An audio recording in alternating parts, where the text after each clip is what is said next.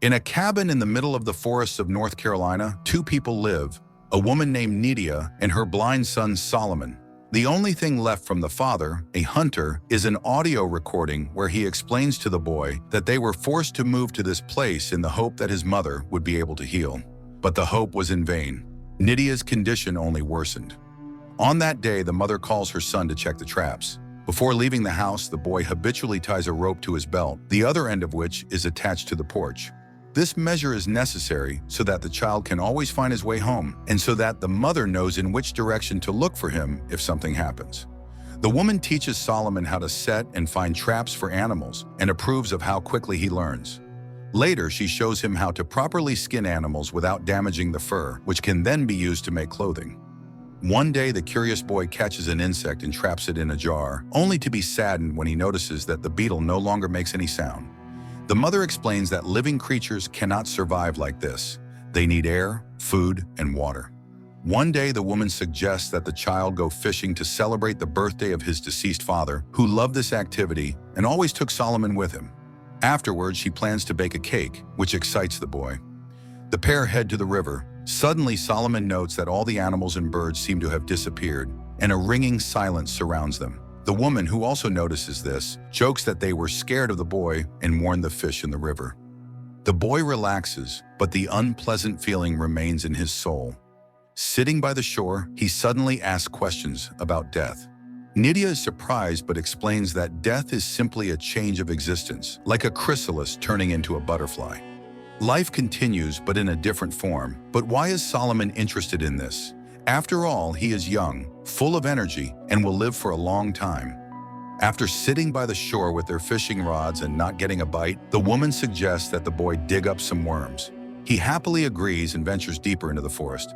The boy finds some worms near a rotten tree and feels an iron chain under the leaves. But as soon as he tries to pull it to find out where it leads, the mother arrives, sensing something suspicious in the forest. She praises her son for finding the worms, but suggests they finish fishing for the day. The pair return home, where the mother tends to the household chores, the garden and the goat, which provides them with milk. Solomon helps dig up root vegetables. The mother praises her son for his help, hiding that she feels worse and worse. In the evening, she bakes the promised cake and suggests that her son sing the traditional song, but the boy doesn't like it. Then Nydia offers to let him blow out the candle on the cake in front of him, and Solomon fulfills the request. But he refuses to share his wish, believing it won't come true if he does. At night, the mother plays an audio recording she and the boy's father made for little Solomon.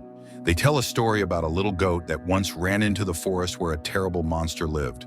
The parents loved their little goat very much and were inconsolable, but the goat, seeing the monster, managed to escape and return home, bringing great joy to his mother and father. They hugged him, and he promised never to return to the dark forest again.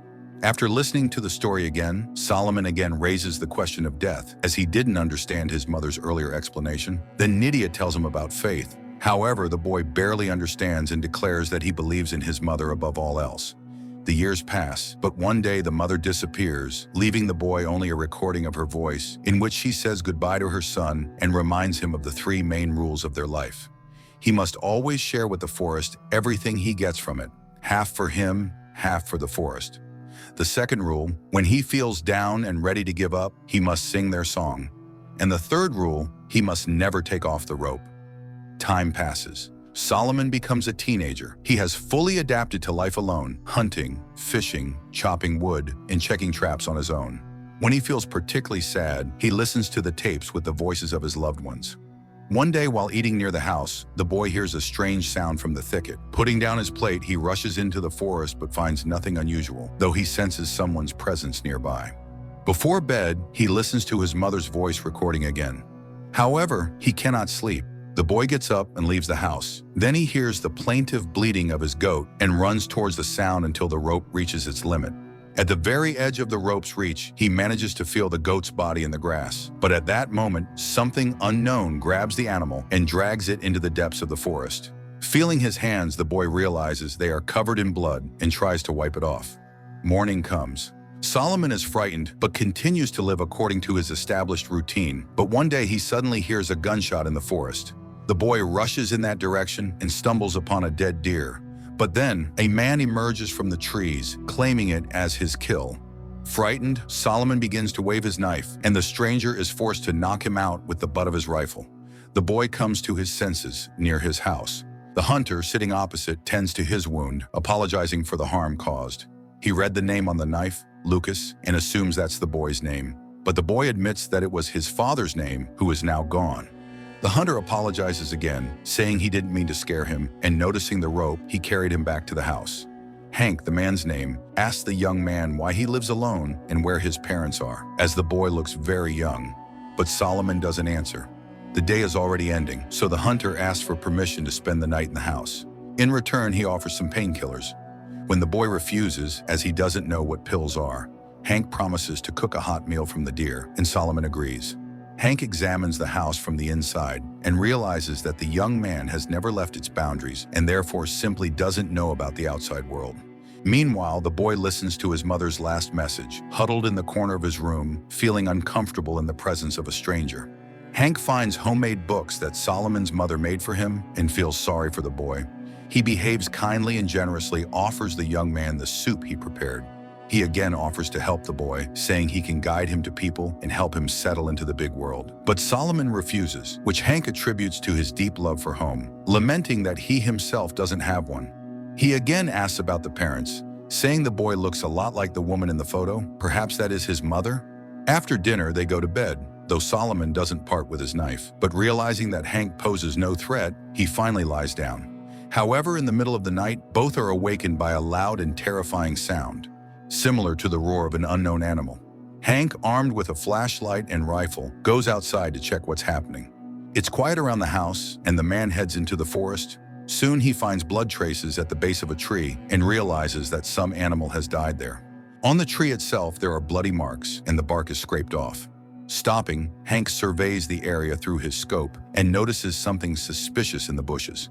He fires, but the creature leaps from behind the tree with a terrifying roar and charges at him. Realizing he missed, the hunter runs. Reaching the house, he sees Solomon in some sort of trance. The boy just sways from side to side, humming a tune to himself, and doesn't respond to the man's questions. Hank, getting no answers, leaves him alone. After all, he believes he scared off the beast, and now they are safe. The man promises to get the boy out of the forest so he can live a normal life, unafraid of any monster. In the morning, Hank finds Solomon in the shed. He offers to repair it since all the necessary materials are there, except for the chain. Solomon recalls finding a chain in the forest as a child and takes Hank to the spot. The man marvels at how the boy navigates using the rope. The boy explains that it's the only way to survive. Soon they find the place. Hank, noticing the chain, grabs it and starts pulling, but realizing it's tied to something, he follows it and finds some kind of burrow. Nearby lie metal shears, which surprises Hank. However, he cuts off a piece of the chain and returns with it to the house. While the man works on the repairs, Solomon asks for a piece of venison, and after receiving permission, throws it into the bushes. To the hunter's surprise, the boy explains that it's a rule. Everything taken from the forest must be shared with it, as his parents taught him. The hunter believes this practice explains the appearance of the beast they heard at night. He suggests they set a trap for the monster to ensure the boy's safety. He also extends the rope, giving the young man the ability to explore new areas. Soon they both head in the direction where Hank saw the unknown beast. Cautiously moving between the trees, they reach the edge of the previously marked area. Suddenly, something unknown grabs the rope and starts pulling Solomon. The terrified hunter chases after the boy, and catching up with the abandoned Solomon, immediately leads him back to the house. Hank tries to calm the young man, assuring him that the beast won't enter the house and they will definitely catch it in the traps they set. He also found his mother's diary and offers to read it to Solomon.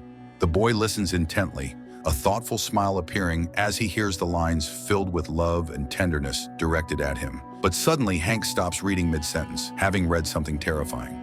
Not wanting to scare the boy, he assures him it's already late and they should go to sleep.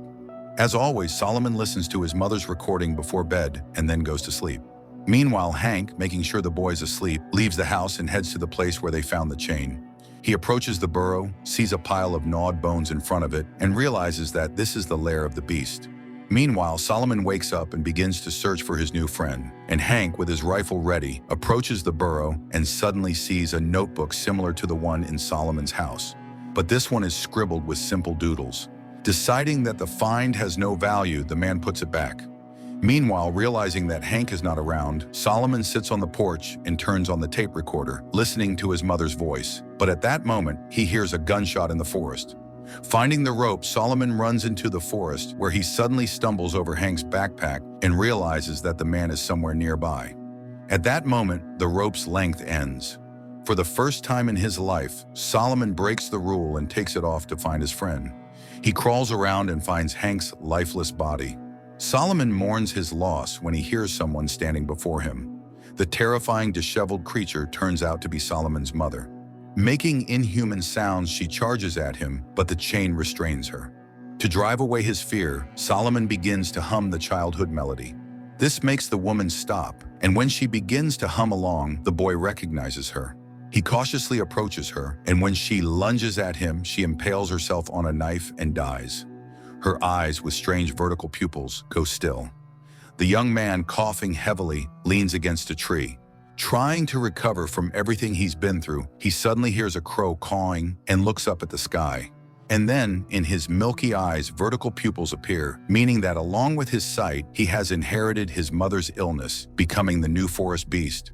A depressingly dull film that exudes hopelessness, cold, and a sense of inevitable futility. But the metaphor with the rope is very apt. A person should never lose their connection to home.